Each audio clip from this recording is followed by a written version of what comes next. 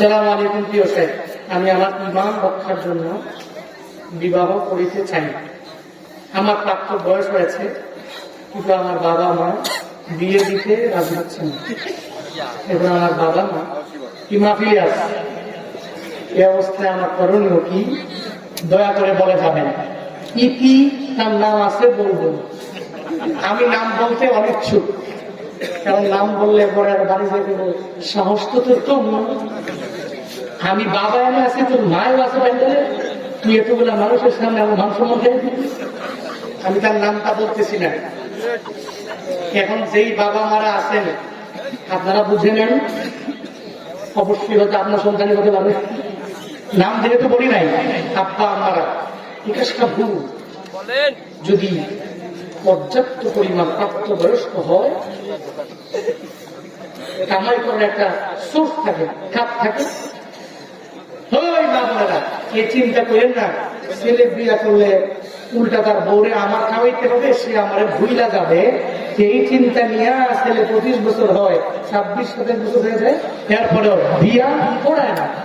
মনে রাখবেন, এই ছেলে প্রাপ্তবয়স্ক হওয়ার পরে ইচ্ছা করে এই চিন্তা নিয়ে যদি আপনি বিয়া না দেন, সে যত অন্যায় করবে, যত অপরাধ করবে, মনে রাখবেন একটা দায় ভাব আপনার আমল নামে আসবে। হাসরের ময়দানে আপনার পেটের উপরে, পিঠের উপরে পা দিয়া এরপরে সে জাহান্নামে যাবে। বলবে যে আল্লাহ, আগে আমার বাবারে আনেন, আমার মারে আনেন, আমি এদের কারণে জেনা করেছি, আমি এদের কারণে পতিতালয়ে গিয়েছি, আমি এদের কারণে অন্যায় করেছি, এদের কারণে অপরাধ করেছি। আল্লাহ, এই দায়ভার এখন এরা নিতে হবে। আগে এদের সামনে আনেন, জাহান্নামের সামনে আনলে তারপর এদের উপরে পাড়া দিয়া আমি জাহান্নামে যাব। সাবধান আব্বা আমরা, এই ভুলটা করা যাবে না। আমি আমার বিয়ের ব্যাপারে, আমার বাবা হচ্ছে এমন মানুষ, মানে প্রত্যেকটা ছেলের বেলায় উনি কতক্ষণে ঘরের মধ্যে বউ আনবে, কতক্ষণে আনবে, ওই ছেলেগুলারে খালি মুক্ত করতে পারলে হইল, যাতে করে প্রাপ্ত বয়স হয়ে যাওয়ার পরে কোন অন্যায় কাজে এরা পা না বাড়ায়। এ চিন্তা করে আমার বড় ভাই বিয়ে করেছিল 19 বছর বয়সে। কয় বছর? এরপর তুমি এবার পড়ো না, তুমি পড়ো, তোমার বউ আছে, তুমি পড়বাও, বউর সময় দিবা, অসুবিধা নাই, আমি বাবার কিচ্ছু রাখবো না। লেজো ভাই সেম নাকি হাবা, আমাকে একটু দিন দেরি হইল, কত পরিমাণে দেরি নয়, কিন্তু আমি আব্বা আমাদেরকে বলতে চাই, আপনার সন্তান প্রাপ্তবয়স্ক হয়েছে কি হয় নাই এটা আপনিই ভালো জানেন। আজকে থেকে নিয়োগ করেন যে বাড়িতে যাওয়ার পরে এই ছেলে যদি ইনকাম সোর্স থাকে এবং সে যদি চায় যে বিয়ে করবে, একটা ভালো পাত্রী দেখে তাকে বিয়ে করে দেন। যুবকরা খুশি তো? খুশি তোমরা?